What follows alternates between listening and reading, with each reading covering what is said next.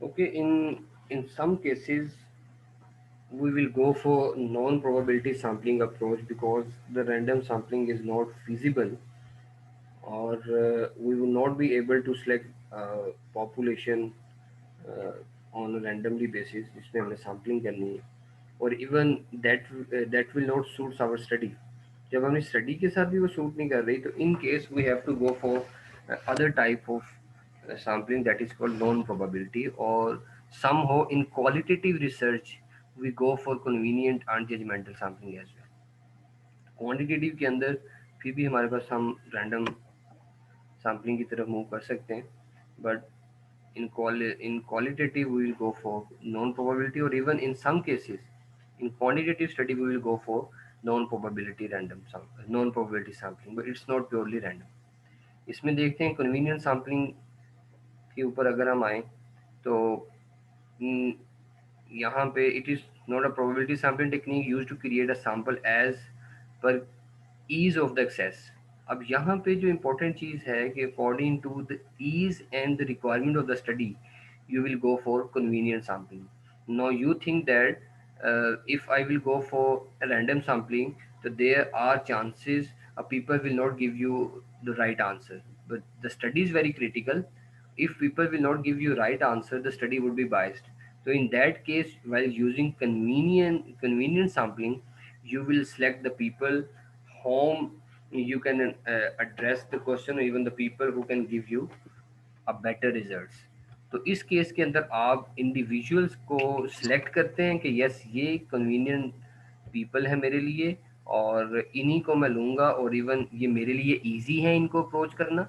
और नॉर्मली आप देखते हैं कि किसी आपने डाटा कलेक्ट करना और आप रेफरेंस के थ्रू चलते हैं, तो लोगों से आप कहते हैं कि ओके जो मेरे जानने वाले कोई हैं या किसी के जानने वाले हैं, तो वहाँ से आप डाटा जो है वो फिल करवा लेते हैं.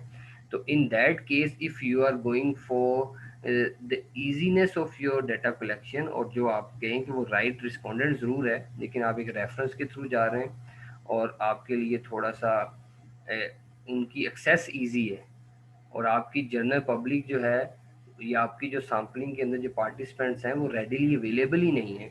जैसे जनरल पब्लिक में तो आप ले लेते हैं, और अगर आप लोग की स्टडी इतनी सेंसिटिव है, like you are talking about some having a study और मेडिकल इशू की स्टडी है जिसमें आपने बहुत किसी साइंटिस्ट या कुछ स्पेशलाइज्ड डॉक्टर से मिलना है, तो अब रैंडमली तो वो डॉक्टर्स अवेलेबल नहीं होंगे.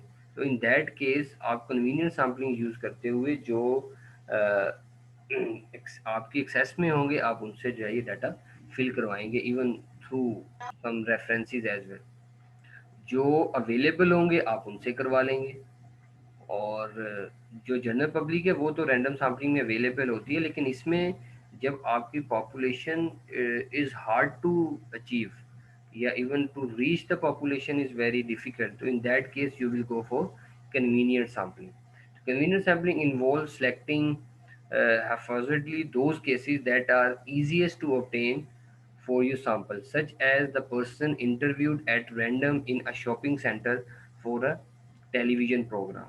तो अब आपने देखा कि आप नॉर्मली लोगों से जब आप इंटरव्यूज भी कर रहे होते हैं, तो आप उनसे ये बात कर रहे हैं कि like are you available for the interview, और आप वॉलंटियर कर रहे हैं इस चीज़ को. अगर वो वॉलंटियर कर रहे हैं तो that is convenient for you. आप हर किसी से इंटरव्यूज नहीं कर सकते, तो जो अवेलेबल होगा, जो अपनी विलिंगनेस शो करवाएगा, जो इजी टू रीच है, आप उनसे इंटरव्यू वगैरह करके डाटा कलेक्ट कर सकते हैं. तो that is called simple convenience.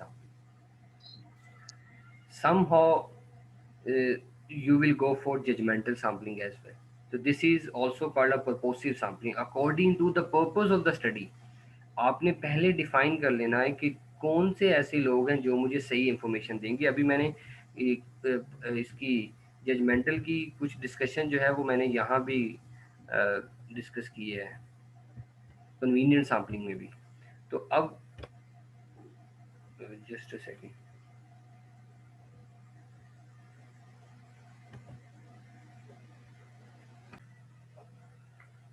अब कुछ चीज़ें मैं यहाँ पे कन्वीनियंट सैम्पलिंग में भी डिस्कस कर रहा था जजमेंटल की.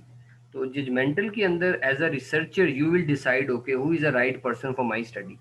आप सब लोगों को अपनी स्टडी में नहीं लेके आ रहे हैं, आपने ये सिलेक्ट करना है कि कौन सा पर्सन जो है वो मेरी स्टडी के लिए रेलिवेंट है और मैं किससे इंफॉर्मेशन लूंगा तो मेरी स्टडी के रिजल्ट्स और डाटा कलेक्शन वो ठीक आएगी। कन्वीनियंट सैम्पलिंग में तो थोड़ा सा आप ये कह सकते हैं who is convenient to you और who is willing to give you the response, तो वो कन्वीनियंट सैम्पलिंग के अंदर आप डील करेंगे। यहाँ पे नो डाउट विलिंगलीनेस तो है, लेकिन out of the total list of the population आपने ये डिसाइड करना है एज अ रिसर्चर, तो you know the technicality of the study और द मेन ऑब्जेक्टिव और पर्पज ऑफ द स्टडी, और उसके अकॉर्डिंगली आप कहेंगे कि ये मेरे से मेरी स्टडी जो है वो किन लोगों से जो है फिल हो सकती है। तो you have to be judgmental और purposive according to the purpose of the study. You will decide okay ये जो सिलेक्टिव लोग हैं इनसे मैं अपना डाटा कलेक्ट करवाऊंगा, तो that is called your judgmental sampling. आप you can see this from the figure flow as well. Out of the total, the researcher will decide who is the right respondent for my study. So this is called judgmental study. The snowball technique is a simple snowball technique where you will use the referrals to reach to the total population.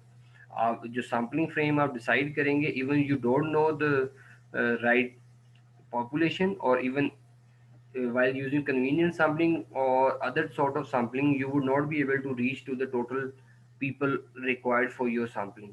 तो इस case में आप क्या करेंगे कि like you will reach to the one person और that one person will give you a direction to reach to the two three person, और उनसे फिर आपको फर्दर डायरेक्शंस मिलती जाएंगी। तो ये स्नो बॉल अप्रोच हम इसमें यूज करते हैं। तो ये रेफरेंस स्टडी होती है, the one person will give you a link or a reference of 3% or 3% will give you a reference of 6 9 or 10%. So this is called a snowball.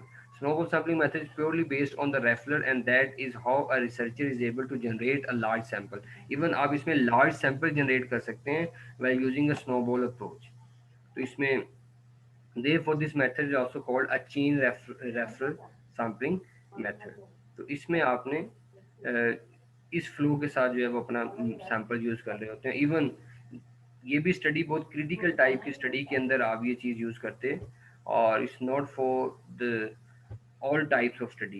If you think that your study is very critical, even the respondent is not available, even you don't know who are the respondents of your study, आपने study का purpose develop किया, like if you are talking about some astronomy और आप कुछ space science का knowledge आपको करना है, और इवन आपको नहीं पता कि मैं ये स्टडी जो कर रहे हैं स्पेस साइंस से रिलेटेड, इसके मुझे साइंटिस्ट कहाँ पे मिलेंगे।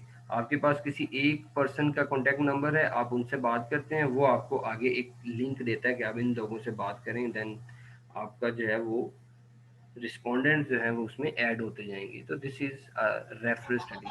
तो ये देखना पड़ेगा कि सर आवाज कट रही है आपकी। किस टाइप की स्टडी के अंदर। ओके,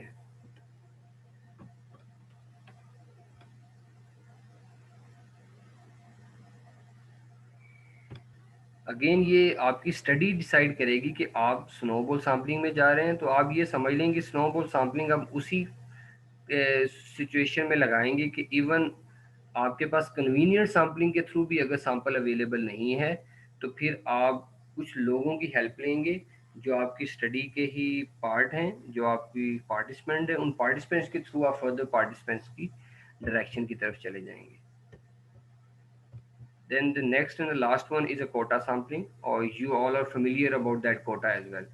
आप लोगों ने देखा है कि ये फेडरल गवर्नमेंट में भी डिफरेंट प्रोविंसेस का कोटा डिसाइड होता है, उस कोटा के थ्रू फिर आगे उनकी हायरिंग वगैरह होती है। तो in the same way selection of members in this sampling technique happens on the basis of pre set standards. आपने पहले से स्टैंडर्ड्स डिसाइड कर लिए होते हैं, और जो उस स्टैंडर्ड्स के ऊपर आएंगे आप उन लोगों को जो है वो कर लेंगे। जैसे आपने बात की है यहाँ पे टोटल पॉपुलेशन है, और आपने कहा कि मेरा यहाँ पे एज का कोटा है, और द मेल का कोटा भी होता है, फीमेल का कोटा भी होता है। आपको पता है एज वाइज भी कुछ कोटा सिस्टम आपके पास होते हैं, फिर कुछ डिसेबिलिटीज के कोटा भी होते हैं। तो यहाँ पे जो एक क्राइटेरिया जो यहाँ पे डिसाइड है that is male and above 50। तो out of the total population आप सैम्पलिंग करते हुए मेल एंड अबव 50 को यहाँ पे चूज कर लेंगे। If my quota sampling is based on the female only, female and male, तो आप यहाँ पे उस केस के अंदर आप देख लेंगे यहाँ पे क्या है। तो आपने मेल अबव 50 है वो ले लिया, अगर female above male and female above 50 है तो उन दोनों को ऐड कर लेंगे यहाँ पे। तो based on the pre set standard you will define the quota. On quota की बेस के ऊपर फिर हम out of the total population we will define it. In this case as a sample is performed on the basis of specific attribute, and the created sample will have the same attributes that are found in the total population। तो quota sampling is there for a type of stratified. इसमें भी इसी तरह ठीक है, stratified हम decide कर लेते हैं कि लाइक स्टेटा बन गया, ठीक है, मेल का एक हमने स्टेटा बना लिया एज 50 के accordingly. In which selection of the case with in the strata is entirely random. वहाँ भी क्या है, वो उसके अंदर जो है वो रैंडम सिलेक्शन होती है। तो इस केस के अंदर हम एक कोटा डिफाइन करके उन सब लोगों को इसके अंदर चूज कर लेते हैं। तो ये हमारे पास टोटल सैम्पलिंग मेथड्स आ गए हमारे पास।